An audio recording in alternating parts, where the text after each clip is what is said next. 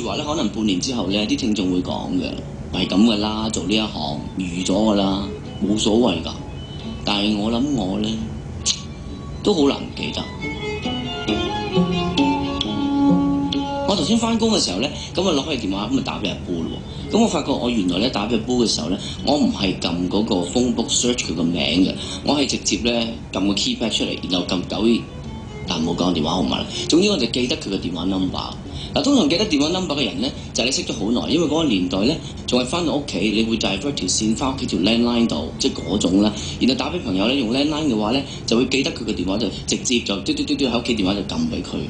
咁除咗識咗好耐咧，或者佢係你嘅親人啦，又或者佢係你嘅愛人，而一般我諗係立晒呢幾個角色。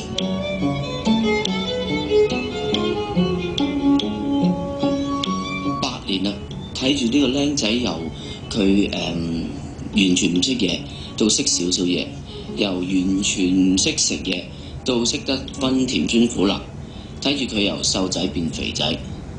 咁肯定見佢咧就多過我啲親人嘅，所以咧你唔當佢係親人都唔得根本。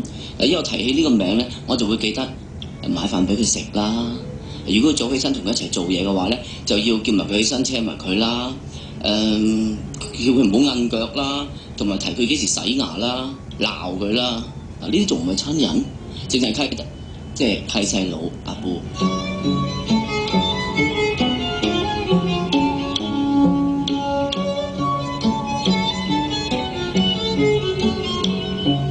好多人咧都係 inbox 問過我嘅，點解阿 Boo 咧可以喺節目度就係扮呢個下巴扮得咁出色嘅？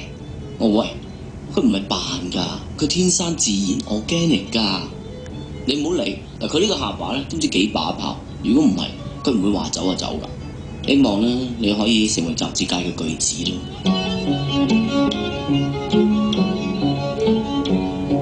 我曾經問過阿 Boo，我話其實你中唔中意表演嘅？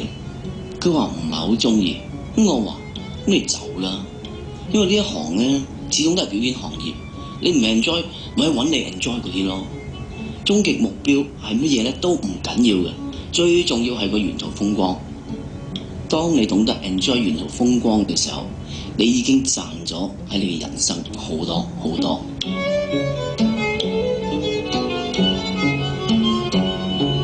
我有個朋友咧想同你講幾句話，等陣先。喂，我係文德蓮啊，記唔記得我啊？我好掛住你嘅。I wish you all the best。我驚我下星期一咧盲中中咁買多咗盒飯翻嚟啊，點算啊 ？And by the way, Boo， 其實 Slano 咧真係有呢個酒嘅名㗎。喂，你扮下嘢好似俾我呃到咁得唔得啫？因為以後冇㗎啦。